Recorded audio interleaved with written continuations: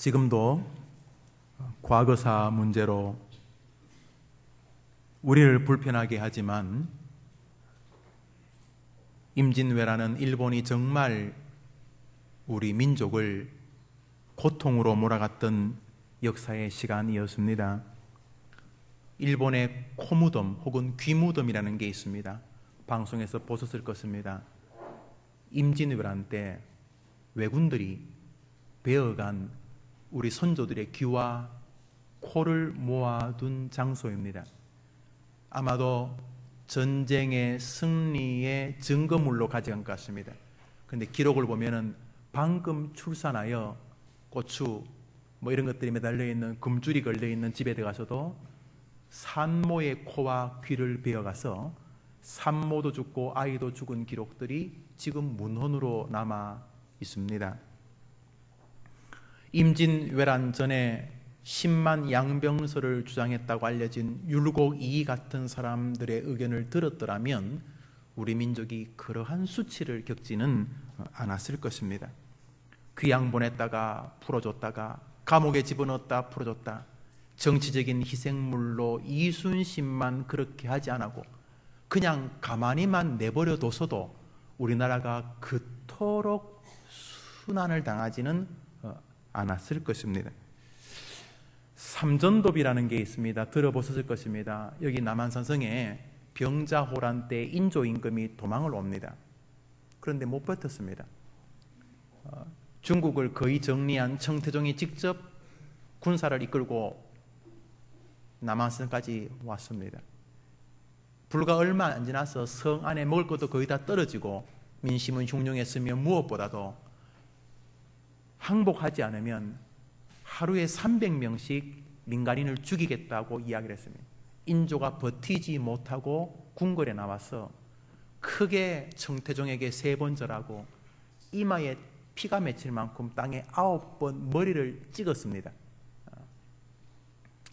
청태종이 임금이 머리를 찍을 때에 오줌을 놓았다 그런 기록을 본 적도 있습니다. 그리고 임금의 자녀들이 볼모로, 대신의 자녀들이 볼모로 잡혀갔고 1년에 금 1만 냥과 수천의 처녀들을 조공으로 바치기로 약속합니다. 그런데 수치스러운 문헌 안에는 인조가 남성의 상징인 고환 말린 것을 몇 근씩 보내겠다는 서류도 있습니다. 그만큼 우리나라가 수치를 당했었습니다. 문헌에 나와 있는 것들입니다. 왜 그랬습니까? 지도자를 키워야 된다는 사실, 지도자가 얼마나 소중한지를 정치 몰입애들이나 국민들이 몰랐던 것입니다. 지금 일본이 여러 가지 정치적인 이유로 엉뚱한 우경화 바람이 일지만은 적의 문제가 아닙니다. 문제는 우리에게는 미래의 비전을 제시하고 국가를 이끌 지도자가 있으며 지도자가 잘하고 있느냐 하는 것입니다. 성경은 이스라엘이라는 나라, 성경은 북쪽 이스라엘과 남쪽 유다로 나뉘어지지 않습니까? 이 두 나라가. 북쪽 이스라엘은 주전 700년경에 아수르에게 멸망을 당합니다. 그리고는 영원히 나라가 없어져 버렸습니다. 그러나 그에 비해서 남쪽 유다는 주전 한 590년경에 바벨론에게 멸망을 당하지만 70여 년 포로 생활하고 돌아오게 됩니다. 그리고 다시 나라를 건국하고 그 나라의 후손으로 그리스도가 오시게 됩니다. 왜 그렇습니까? 북쪽 이스라엘과 남쪽 유다는 무슨 차이가 있습니까? 북쪽 이스라엘은 민족을 이끌 지도자가 없었습니다. 포로기에도 없었고 포로 이후에도 없었습니다. 그런데 남쪽 유다에는 예레미야, 스룹바벨, 예수와, 에스라, 에스겔 이런 사람 지도자들이 있었습니다. 이 지도자들이 결국 오랫동안 나라가 힘들었지만 나라를 뭉치고 나라를 모아갔습니다. 그리고 때가 되어 다시금 아주 강력한 하나님의 나라 이스라엘을 회복하게 되었습니다. 포로기 이후에 이스라엘 사람들의 정신에 여러 가지 변화가 생겼는데 그중 가장 큰 변화는 자기들의 나라의 가장 소중한 사람은 랍비라는 정신이 민족에 불기 시작했습니다. 포로기 이후에 벌어진 일입니다. 아, 랍비가 있으면 나라는 살 수 있구나. 랍비가 있으면 우리나라는 희망이 있구나. 그래서 탈무드에 보면은 부모와 랍비가 억울한 일로 종으로 잡혔습니다. 그런데 아들이 있는 재산을 다 모았는데 한 사람밖에 건질 수 없는 비용이었습니다. 그래서 아버지에게 갔습니다. 아버지, 이 돈이 두 사람 중에 한 사람밖에는 건질 수 없는 돈입니다. 랍비를 못 구하겠습니다. 아버지가 정색을 하면서 아들아, 너와 우리 민족을 위해서 랍비를 건지라 이렇게 말합니다. 그러면서 아버지가 뭐라 그러냐면 나는 너를 하늘에서 이 땅으로 이끈 사람이지만 저 랍비는 너를 이 땅에서 영원한 하늘나라로 이끌 사람이다 이렇게 말했습니다. 그래서 이스라엘 정신에 랍비는 민족에 이끄는 지도자라는 개념이 이 포로기 이후에 생긴 것입니다. 북쪽 이스라엘에는 지도자가 없었습니다. 남쪽 유다에는 지도자가 있었던 것입니다. 스펄전 목사님은 그래서 성경의 역사는 하나님께서 당신의 지도자를 세우셔서 당신의 백성을 이끈 역사라고 단순하게 한 문장으로 정리하셨습니다. 사랑하는 여러분, 우리는 교회의 역사뿐 아니라 세상의 역사, 성경의 역사를 통해서 지도자라고 하는 것이 얼마나 중요한 것인가를 기억하게 됩니다. 아브라함을 세워 역사를 이끄시고 모세를 세워 역사를 이끄시고 여호수아를 세워 역사를 이끄시고 다윗을 세워 역사를 이끄시고 베드로를 세워 역사를 이끄시고 바울을 세워 역사를 이끄신 하나님은 지금도 변함없이 당신이 택한 자를 통하여 하나님의 나라를 이끌으신 줄 저는 믿습니다. 이것이 우리 기독교입니다. 우리 기독교는 하나님이 무지랭이 같은 사람을 하나 세우셔서 그 사람에게 당신의 권위와 당신의 말을 물리셔서 그 사람을 통해서 역사를 이끄는 것이 하나님의 방식이라고 말합니다. 오늘 성경은 바로 그 지도자에 관한 말씀입니다. 저는 오늘 스승의 주일을 맞아서 특별히 영적 지도자인 목사와 성도들과의 관계에 대해서 말씀을 전하려고 합니다. 세상을 살면서 이 관계를 정리 못해서 어려운 교회가 많습니다. 원로 목사를 대하는 방법을 모르는 교회, 원로 목사가 후임 목사를 대하는 방법을 모르는 교회, 다 괜찮은 사람인데 방법을 몰라서 교회가 완전히 박살이 납니다. 목사를 대하는 장로님들의 방법, 장로님을 대하는 목사들의 방법이 없어서 다 개별적으로 보면 굉장히 괜찮은 분인데 아주 엉망이 됩니다. 인생을 살면서 다뤄야 될 많은 관계가 있지만은 믿음의 여정 가운데 부정할 수 없이 소중한 것은 목사와 성도, 성도와 목사의 관계입니다. 어떻게 하는 것이 하나님 앞에 내가 복을 받고, 아니 하나님이 원하시는 뜻이며 나와 나의 자손들과 이 교회를 영화롭게 하며 이 땅에 교회를 세우신 하나님의 뜻을 이루는 길인가, 오늘 그것을 저는 상고하려고 합니다. 그러면 지도자는 어떻게 세워지는 것입니까? 지도자는 저절로 자라는 것입니까? 그러면 참 좋겠습니다만 성경은 그렇게 말씀하지 않습니다. 성경에는 단 한 명도 저절로 자란 지도자가 없기 때문입니다. 모세, 여호수아, 다윗 똑같습니다. 베드로, 바울 예외가 아닙니다. 하나님은 지도자를 만들어 가시는 분이십니다. 우리 성경은 이제 읽습니다. 우리 히브리서 13장 17절입니다. 읽읍시다. 시작. 너희를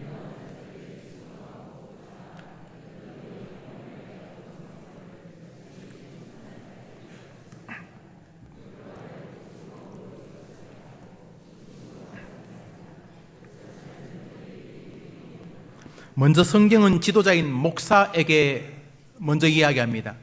여러 지도자 가운데 가장 중요한 지도자 중에 하나가 바로 목사입니다.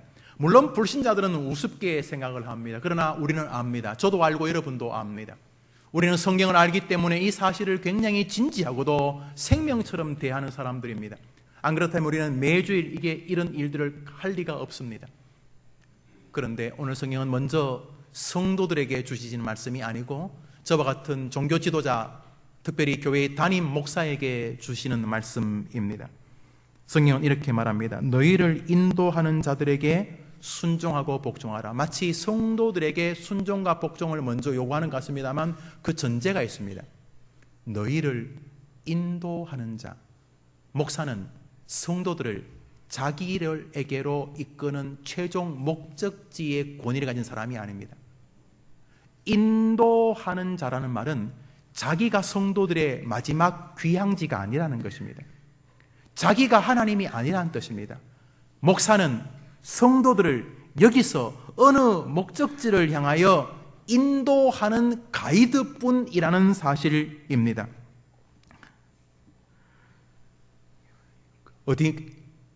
어디가 인도해야 될 곳이겠습니까? 하나님, 그렇습니다. 말씀, 그렇습니다.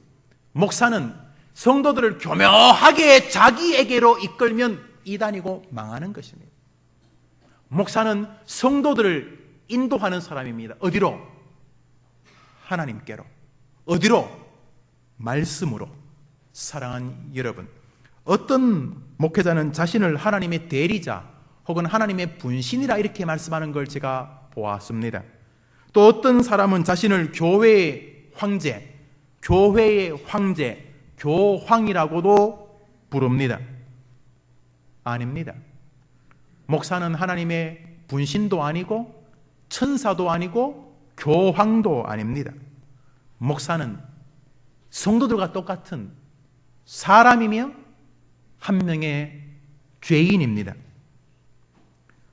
하나님은 목사에게 제상적이고 선지자적인 사명의 일부를 여전히 유임시켜 주신 것은 맞습니다. 부분적으로 그런 사역이 있습니다. 그러나 여전히 그것은 사역적인 측면이지 목사가 그런 존재라는 것은 아니라는 것입니다. 목사는 주님께서 맡기신 주님의 양떼들을 주님께로 말씀의 불밭으로 인도하는 가이드라는 사실입니다. 주님의 청직이라는 사실입니다. 히브리서 13장 17절을 보십시오. 이렇게 말합니다. 너희를 인도하는 자들에게 순종하고 복종하라. 그들은 너희 영혼을 위하여 경성하기를 자신들이 청산할 자인 것 같이 하느니라. 그들로 하여금 즐거움으로 이것을 하게 하고 근심으로 하게 하지 말라. 그렇지 않으면 너희에게 유익이 없느니라. 성도들에게 별 유익이 없다는 말은 무슨 말이냐면 바꿔 말해서 목사가 별짓을 다 해봐야 아무런 열매도 없다는 것입니다. 뭐요? 성도들이 순종하고 복종해주지 않으면 너는 아무것도 아니라, 이런 뜻입니다. 오늘 본문을 보십시오. 너희를 인도하는 자들에게 순종하고 복종하라. 그렇지 않으면 너희에게 유익이 없느니라. 성도들에게 유익이 없는 것뿐만 아니라 목사도 아무것도 아닌 것입니다. 목사도 하나님이 도와주셔서 성도들이 목사에게 순종하고 복종한 일들을 주시지 아니하면 설교하고 새벽에 일어나고 밤새도록 신방하고 코피를 흘리고 별일을 다 하며 목회를 해도 아무것도 아닌 존재라는 것입니다. 그러므로 목사는 이 땅을 살면서 자신이 주님 행세를 하면 안 됩니다. 주님은 모든 걸 다 하실 수 있지만 목사들은 성도가 복종하고 순종하지 않으면 아무것도 못하는 존재이기 때문입니다. 그러므로 목사는 오늘도 자신이 하나님의 긍휼과 성도들의 긍휼을 통해서만 존재의 의미가 있고 사역의 효과가 있는 연약한 존재라는 사실을 인지해야만 하는 것입니다. 아예 성도들 안 따라도 돼요. 성도들 안 따라오면 아무것도 안 되는 것입니다. 오늘 성경을 보십시오. 너희를 인도하는 자에게 순종하고 복종하라. 바꾸어 말하면 김 목사야, 해림교회 교인들이 너에게 순종하고 복종하지 않으면 그들도 아무것도 못 얻겠지만 너도 사실은 아무 역사도 못 일으킨다 라고 말씀하고 계시는 것입니다. 그토록 목사 자신은 자신이 약한 자라는 사실을 기억해야 하는 것이죠. 하나님이 안 도와주시면, 성도들이 함께 가지 아니하면 아무 일도 못하는 것입니다. 그것은 여러분이 여러분 주변에 문제 있는 교회들을 보시면 압니다. 아무것도 못하는 것입니다. 설교를 하지만 효력은 없고 신방을 했지만 귀찮기만 하는 것입니다. 서로에게 아무런 유익이 없는 교회는 어떤 교회인가? 이 구절대로 안 가는 교회들입니다. 저는 교역자 생활한 지 만 21년이 되었습니다. 목사 안수를 받은 지는 17년이 되었고 해림교회를 부임한 지는 10년, 내년이면 만 10년이 됩니다. 2004년에 부임했으니 위임 목사가 되었으니 내년이 2014년 10년째가 됩니다. 사실 이 설교는 해림교회 부임 후 며칠 뒤에 하려고 준비했던 설교였습니다. 그러나 조금 더 시간이 지나야 되고 성도들도 저를 알고 저도 성도들을 알아야 될 필요성이 있어서 이 말씀을 보류해 왔지만 이것은 목사이기 전에 제가 한 사람의 성도로서 가지고 있는 신앙관입니다. 저는 이 말씀을 지난 주간 준비하면서 그리고 어젯밤 늦게까지 교회에서 이 말씀을 붙들고 씨름하면서 제게 물어봤습니다. 김 목사, 너는 어떤 사람이냐? 김 목사, 너는 누구냐? 하나님께서 이렇게 말씀하셨습니다. 너는 나 여호와가 돕지 아니하고 해림교회 성도들이 순종하고 복종해 주지 않으면 아무것도 할 수 없는 연약한 인간이다. 이것이 오늘 본문이 우리에게 그리고 목사인 저에게 주시는 음성인 것입니다. 두 번째로 오늘 본문은 성도들에게도 분명한 진리를 전해줍니다. 한번 따라합시다. 너희를 인도하는 자들에게 순종하고 복종하라. 제가 나머지를 또 읽습니다. 그들은 너희 영혼을 위하여 경성하기를 자기들이 청산할 자인 것 같이 하느니라. 그들로 하여금 즐거움으로 이것을 하게 하고 근심으로 하게 하지 말라. 그렇지 않으면 너희에게 유익이 없느니라. 오늘 성경은 먼저 하나님은 목사들을 세워서 성도들을 인도하신다고 말씀하고 있다는 것입니다. 하나님께서 당신의 종을 세워서 지도자에 앉히시고 그 지도자를 통해서 성도들을 인도하시는 것은 아니꼬운 일이 아닙니다. 저 목사 나보다 나이도 적고 나보다 못생긴 것 같고 학벌도 그저 그런 것 같고 배운 것도 별로 없는 것 같고 그럴 수 있습니다. 혹은 반대로 저렇게 나이 늙어서 무슨 목사님이시라고 빨리 그만두시지, 그럴 수도 있습니다. 그러나 여러분, 아무리 불편하셔도 이 원리를 바꿀 수는 없는 것입니다. 한번 따라 해볼까요? 너희를 인도하는 자들에게. 하나님은 자신이 인도한다고 말하지 않습니다. 하나님은 사람을 세워서 그 사람을 통해 여러분들을 인도하도록 작정하셨다고 분명히 말하고 있습니다. 에베소서 4장에 이런 말씀이 있습니다. 그가, 하나님을 말하죠. 그가 어떤 사람은 사도로, 어떤 사람은 선지자로, 어떤 사람은 복음 전하는 자로, 어떤 사람은 목사로 세우셨나니. 사랑하는 여러분, 그가 누굽니까? 하나님이십니다. 그가 어떤 사람은 사도로, 어떤 사람은 복음 전파하는 자로, 어떤 사람은 목사로 세우셨나니. 사랑하는 여러분, 이 목사는 어떻게 요령껏 이 교회 지원해서 이력서를 들고 이 교회에 많은 사람들이 선을 보다가 이 교회에 온 것이 아닙니다. 제가 그렇게 오는 게 나쁘다는 뜻은 아닙니다. 그렇게 온다 손 치더라도 그것은 그 사람이 원해서 되는 일이 아닙니다. 김영우 목사를 대한민국 5만 개의 교회 가운데 서울 성내동에 있는 해림교회 담임 목사가 되게 하신 것은 오직 하나님이신 줄 저는 믿습니다. 누가 뭐래도 저는 이것이 제 신앙의 고향입니다. 목회를 하는 동안 기쁘기도 하지만 때로는 남모를 눈물을 흘릴 때도 있습니다. 그때마다 저는 이 원리로 돌아옵니다. 내가 해림교회 온 것은 하나님의 뜻으로 말미암은 것이다. 그때 모든 관계에서 편안해지게 되고 그 어떤 어려움도 지나가게 되는 것입니다. 가장 큰 전제, 하나님이 저를 이곳에 보내셨다는 것입니다. 사랑하는 여러분, 현재 여러분의 담임 목사는 김용우입니다. 하나님은 김용우를 통해서 여러분을 인도하시기를 기뻐하신다고 믿으셔야 하는 것입니다. 이것이 여러분이 보실 때 굉장히 부실한 인간으로 보이셔도 교리라는 것입니다. 예수를 믿으면 구주 되시는 예수를 믿으면 천국 가는 것은 여러분이 보지 못하지만 아는 것입니다. 왜 아냐면 그것이 성경의 교리이기 때문에 그런 것입니다.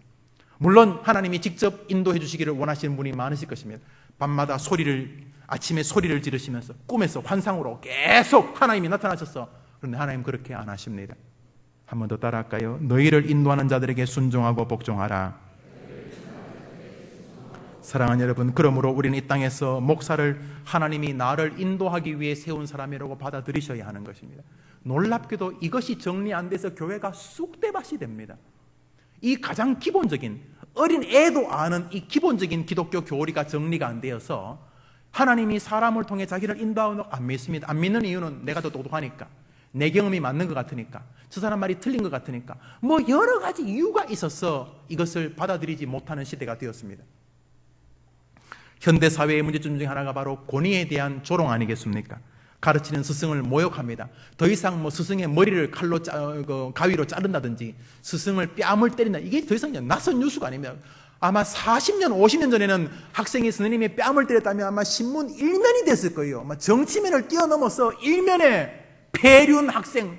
요즘은 뭐 선생님을 아이가 때렸다 해도 사회면은 다 안 나옵니다. 그거 다 나오면 신문 안 되니까요. 그것만 싫어되니까.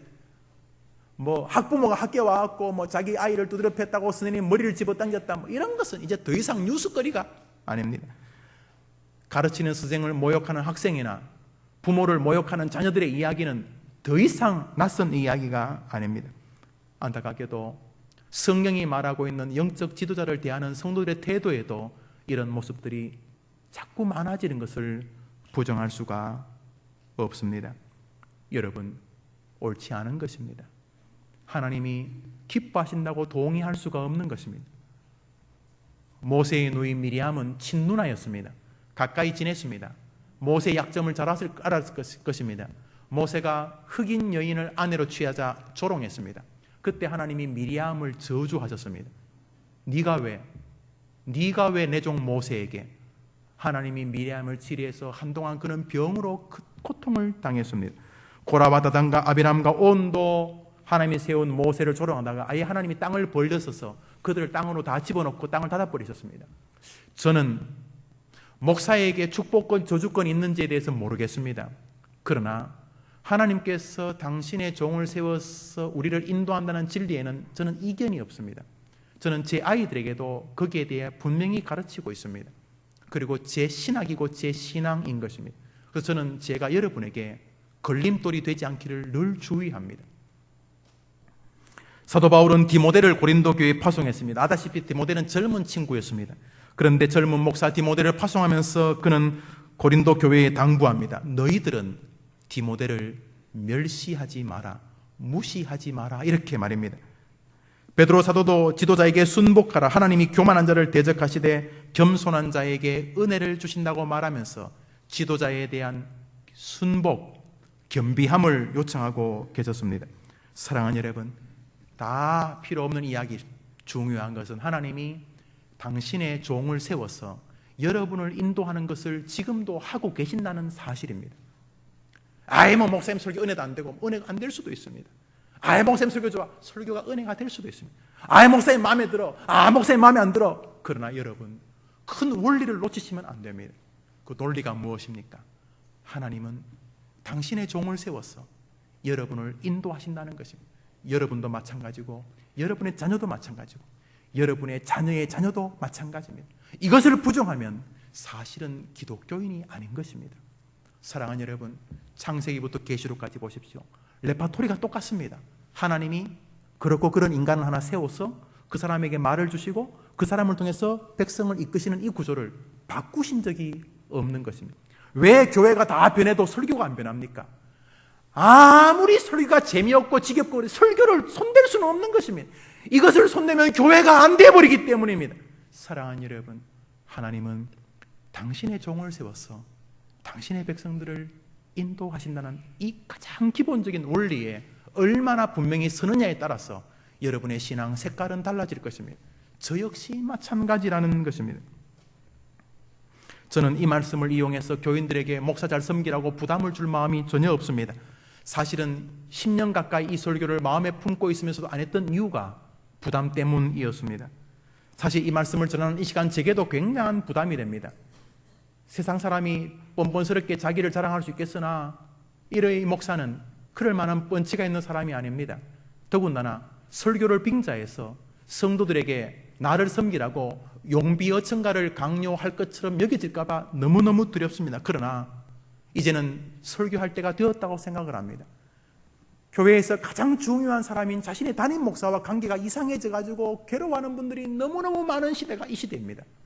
우리 교회는 그래도 참 고마운 목회를 하고 있습니다. 그러나 혹여나 저가 모르게, 저도 모르게 자신의 담임 목사와 불편한 믿음의 길을 걸으시면 죄송하지만 아무것도 못하십니다.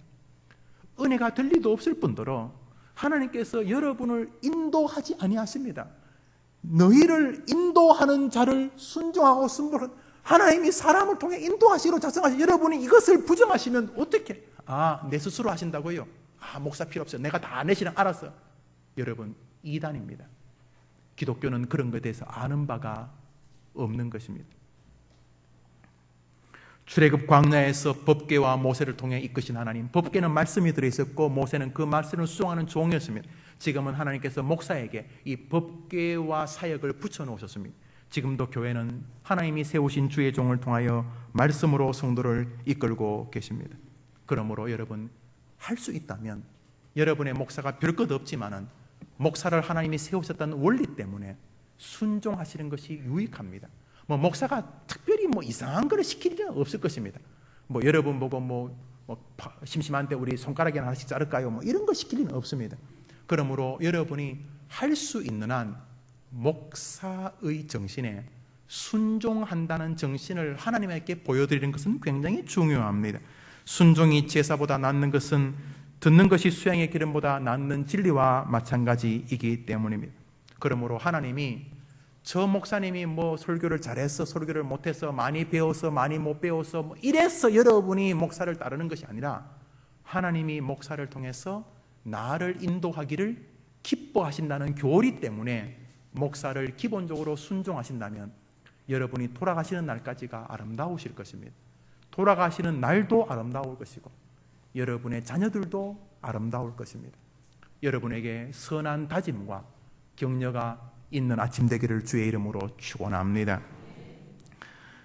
두 번째로 오늘 성경은 목사를 하나님이 세우셨다는 인정뿐만 아니라 목사의 사역을 적극적으로 협력하시는 것이 강건하다고 말하고 있습니다.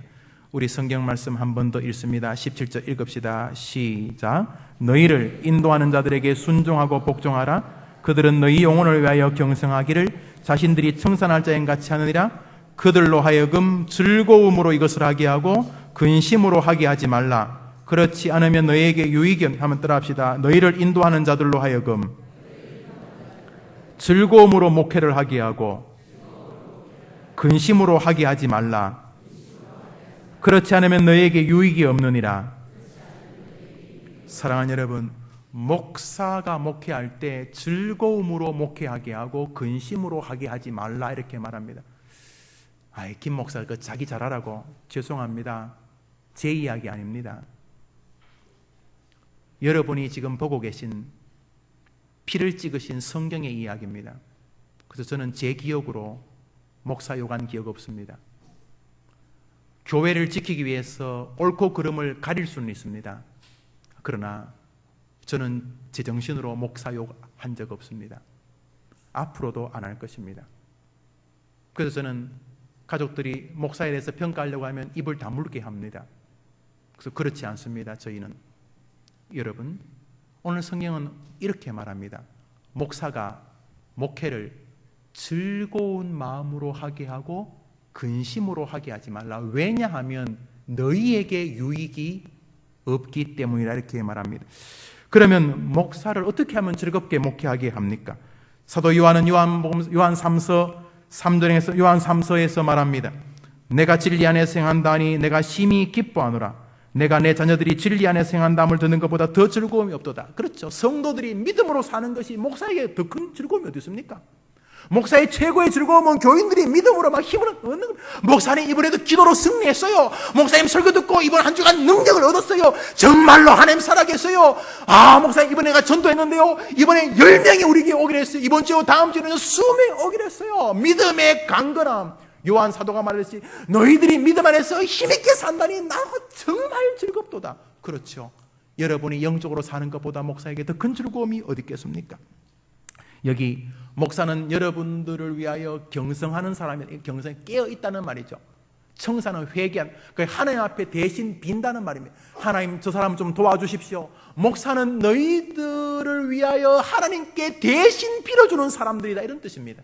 그러니까 그 목사가 너희를 목회할 때에 즐거운 마음으로 하게 하고 근심으로 목회하게 하지 말라, 이런 뜻이 되는 것이죠.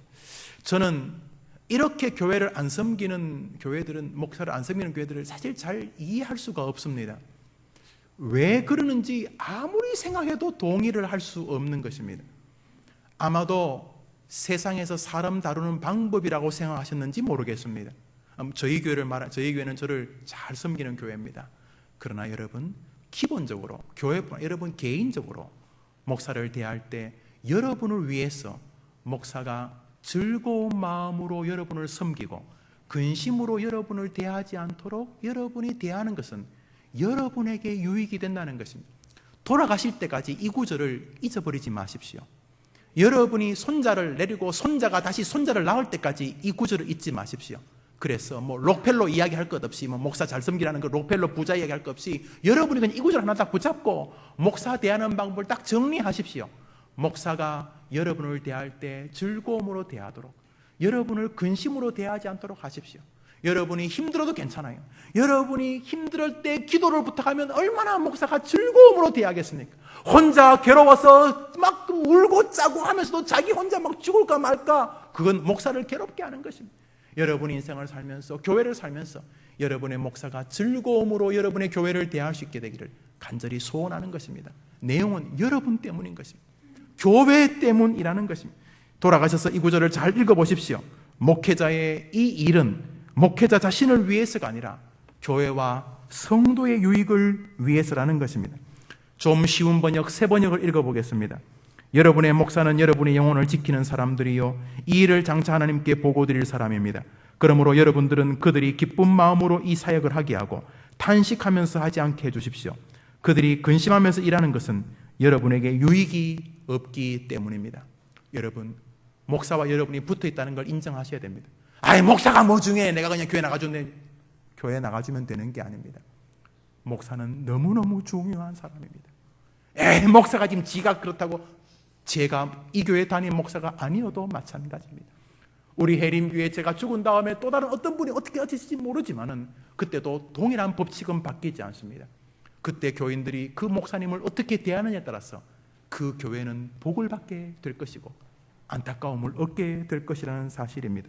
사랑하는 여러분, 여러분의 목사가 근심스럽게 일하는 것은 목사에게도 안 좋겠지만 교회에게 치명적인 영향을 줍니다. 만일 목사가 계속 근심 가운데에서 목회를 해도 교회가 잘 되면 이 성경이 틀린 것입니다. 목사가 계속 근심, 걱정에 가득 붙잡혀서 목회를 해도 이 해림교가 잘 된다면, 아니, 불가능합니다. 절대로 잘 될 수 없습니다. 만일 여러분의 담임 목사가 계속 괴롭고 근심고 걱정에 사로잡혔는데도 우리 해기교회가 부흥한다면 이 성경은 찢어버려야 되는 것입니다. 절대로 그럴 리가 없는 것이죠. 그러므로 여러분, 우리가 역으로 생각할 때 우리 해림교회가 어떻게 하면 더 잘 되겠는가? 사랑하는 여러분, 목사를 한번 점검해 보셔야 될 것입니다. 아니, 정확히 말하면 목사를 대하는 자세를 한번 점검해 보셔야 하는 것입니다. 데살로니가전서 5장 12절은 말합니다. 너희 가운데서 수고하고 주 안에서 너희를 다스리며 권하는 자들을 너희가 알고 저의 역사로 말미암아 이 사랑 안에서 가장 귀히 여기라. 여러분 한번 따라해 볼까요? 너희 가운데서 수고하고 주 안에서 너희를 다스리며 권하는 자들을 너희가 알고 저의 역사로 말미암아 사랑 안에서 가장 귀히 여기라. 여러분, 목사를 가장 귀히 여기시면 혹시 불편하신 분이 계십니까? 아니, 왜 목사를 가장 귀하게 여겨요? 여러분, 가장 귀하게 여기시는 것이 성경적이라는 사실입니다. 가장 귀하게 안 여기셔도 어쩔 수는 없습니다. 그러나 성경은 너희를 가르치는 자를 가장 귀하게 여기라고 말씀하고 있습니다. 여기 가장 귀하게 여기라는 원어는 최고의 대우로 존중하라, 진심으로 그를 존귀하게 여겨주라, 이런 뜻입니다. 스펄전 목사님은 가장 귀히 여기라는 이 말을 더 이상의 존중을 바랄 수 없을 만큼 존중히 여겨주라. 여러분, 여러분의 목사를 해림교회는 최고의 목사로 대우한다고 저는 믿습니다. 그러나 여러분들을 위하여 그것이 유익한 것입니다. 갈라디아서 6장은 말합니다. 가르침을 받는 자는 말씀을 가르치는 자와 모든 좋은 것을 함께하라. 여러분, 우리 교회가 부흥되는 방법이 여러 가지가 있겠습니다. 저는 부흥에 목숨을 걸고 있습니다. 여러분도 그럴 것입니다. 제가 말하는 부흥은 교인의 증가뿐 아니라 교인들의 영적인 힘입니다. 해림교회 나오면 신학이 정리되고 신앙이 정리되고 왠지 문제를 말씀으로 처리해낼 수 있는 것이 바로 부흥 아니겠습니까? 저는 우리 교회가 그런 교회가 되기를 지금도 기도하고 있습니다. 거기 중요한 것은 목사와 여러분들 사이의 관계라는 것입니다. 이번 봄 사경에는 정말 독특한 사경회였습니다. 이번에 오신 목사님은 정말 강단에서 사람들은 처음 봤어요. 4명을 불러내가지고 좀 과하다 싶은 질문까지 하는 거예요. 저런 질문하면 상처받을 수 있는데 싶은 질문까지 마이크를 갖다 대니까요. 와, 대단한 분이셨어요. 그래서 대단하다 싶었는데 강단 아래 내려오니까 눈을 자주 못 마주치세요. 저하고 이렇게. 그리고 말을 잘 못 하시는 것을 옆에 사모님이 이렇게 목사님 오해하지 마세요. 저희 목사님 부끄러움이 많았어요. 그러더라고요. 그래서 제가 부끄러움요? 강단의 그 모습은 전혀, 강단에서는 어떻게 하는지 모르겠는데 강단 아래 나오면 부끄러워. 지금도 혼자 은행에 못 가신다는 거예요. 부끄러워서.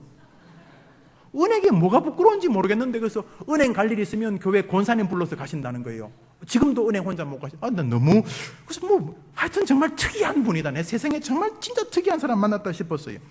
그런데 이분이 사람을 가린다 그래가지고 제가 식사도 저하고만 했어요. 사람을 남들하고 밥 먹는 거 너무 힘들어 하신다 그래가지고 그래서 저하고 밥을 먹는데 앉으니까 저도 당신이 별로 말 안 하니까 저도 할 말이 없는데 그분이 앉으면 하시는 말씀이 2가지였어요. 하나는 교회 자랑, 내용 간단해. 우리 교회가 날 너무 잘해준다 이 말이에요. 두 번째로 아닌 것 같은 자식 자랑. 2가지였어요.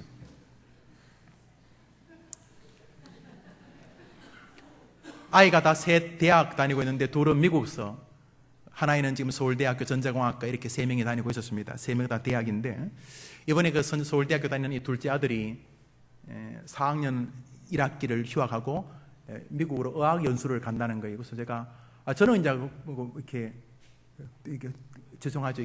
띄워준다는 표현은 그렇지만 그래도 이제 그러시니까 소 닥 쳐다보듯이 제가 남의 자식 어디 가는 거 제가 그 관심은 없으니까 그래도 빈말로 목사님 그래도 부담되시겠어요 이렇게 말했어요. 제가 잘못 말한 건 아니잖아요. 그래서 목사님 부담되시겠습니다. 그러니까 갑자기 왜요? 그러더라고요. 그래서 제가 목사님은 교회 와서도 이렇게 교회에서 드리는 사례비도 안 받는다 그러고 책을 써서 몇 권 안 되지만 그 인쇄가 나오면 전부 다 이렇게 눈 뜨고 이렇게 하는데 계양 수술에 다 쓰신다니까 돈이 없잖아요. 우리 교회가 주지 않습니까? 이렇게 말하더라고요. 2 아이가 미국서 유학을 하고 한 아이가 서울서 공부를 하는 게 적은 돈이 아닙니다. 제가 유학을 해봐서 아시니까. 그래서 등록금이 일단 치더라도 어학연수비까지 교회가 부담한다고 해서 저는 나보다 좋다를 떠나서 제겐 좀 어색했습니다. 그런데 하는 말이 더 과하가는 우리 막내는 중학교 때부터 미국에서 유학했습니다. 이렇게 말하더라고요. 저는 거기서 하나 느낀 게 있었습니다. 그게 옳다 그러다 좋다 나쁘다를 떠나서 이분에게 너무나 강한 당당함이 존재하는 거예요. 외부 교회 가서 몇십만 원 사례주는 거 받을 생각이 아예 없는 분이에요. 이분이. 그리고 말 속에서 우리 교회는 나를 최고로 대우한다는 게 밥 먹는데 딴 이야기는 부끄러워 못하는 사람이 그 이야기는 너무 강해요. 그래서 우리 아이들은 우리 교회 아이들로 알고 있습니다.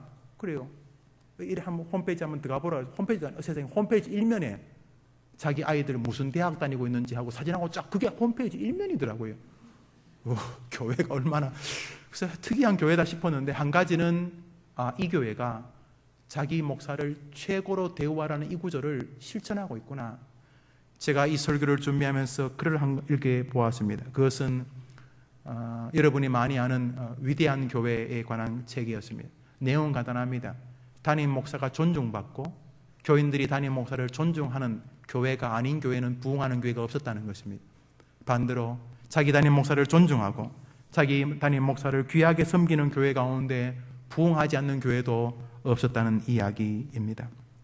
사랑하는 여러분, 너희 가운데 수고하고 주 안에서 너희를 다스리며 고난하는 자들을 너희가 알고 저희 역사로 말미암아 사랑 안에서 가장 귀히 여기라. 해림교회는 저를 귀하게 여긴 줄 압니다. 저는 그렇게 믿고 있습니다. 또 감사합니다. 그러나 교회를 위해서 우리 교회는 더욱더 목사에게 예민하셔야 됩니다. 그게 교회를 위한 것이고 여러분을 위한 것입니다. 목사는 스스로에게 또 예민해야 됩니다.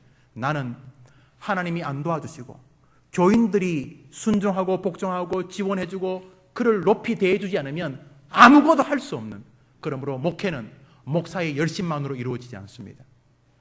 목회는 목사와 성도들이 함께 만들어가게 되는 것입니다. 마지막으로 한 구절만 보고 우리 설교를 마치겠습니다. 우리 17절 읽었는데요, 우리 18절 읽읍시다. 18절 읽습니다. 시작. 우리를 위하여 기도하라. 19절 읽읍시다. 시작.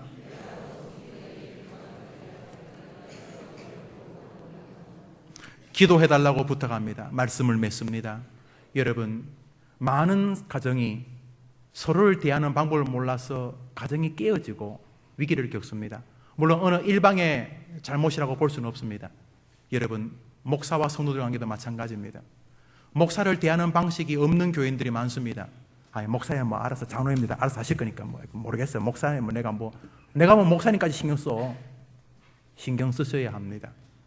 왜냐하면 안 그러면 유익이 없기 때문인 것입니다. 사랑하는 여러분, 오늘 설교가 얼마나 목사에게 힘든 설교인지 아실 것입니다. 그러나 저의 문제만이 아니기 때문입니다. 많은 교인들이 지금도 자신의 목사와 깊은 상처를 주고받아서 믿음 생활 하시는 분들이 이 조국에 많이 있습니다. 목사의 잘못도 굉장히 클 것이라고 생각합니다.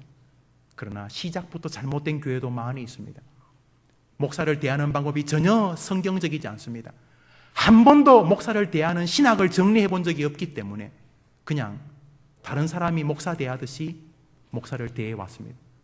그래서 그 목사가 가끔 재미난 설교를 하면 좋아는 했지만은 인생에 힘을 받지는 못했던 분들, 오늘 이 말씀 묵상하시는 가운데 여러분이 담임 목사 김영호와 함께 한 생애를 걷는 동안 저를 통해 여러분은 복을 받고 여러분을 통해 저는 복을 받는 우리 허림교회 건강한 교회 되어주기를 주님의 이름으로 축복합니다. 기도합시다. 하나님 아버지 감사합니다. 먼 친척도 매주일 이렇게 만나지는 않을 것입니다. 매주일 한 번씩 30-40분씩 한 목사의 설교를 듣는 특별한 관계입니다. 아무리 많이 대화를 하도 이렇게까지 정기적으로 대화하는 사람은 없을 것입니다. 확실히 목사는 우리의 생에 특별한 존재입니다. 사람을 세워서 우리를 인도하시는 주님, 해림교회 목사와 해림교회 성도들 사이에 신학이 정리되어짐으로 행복한 목회가 되게 하여 주옵시고 행복한 믿음의 정이 되게 해 주옵소서. 이 땅을 마치고 하늘나라 갔을 때에 김영호 목사와 함께 믿음을 걸었던 것이 저들에게 축복이 되는 것을 보여주시기를 예수님의 이름으로 기도합니다. 아멘. 우리 다 같이 일어나서서 주기도송 찬송하시겠습니다.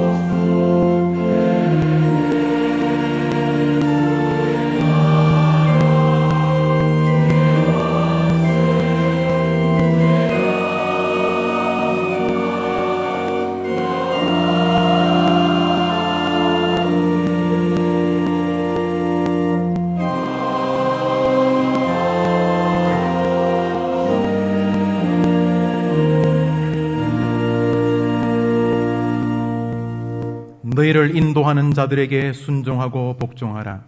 그들은 너희 영혼을 위하여 경성하기를 자신들이 청산할 자인 것 같이 하느니라.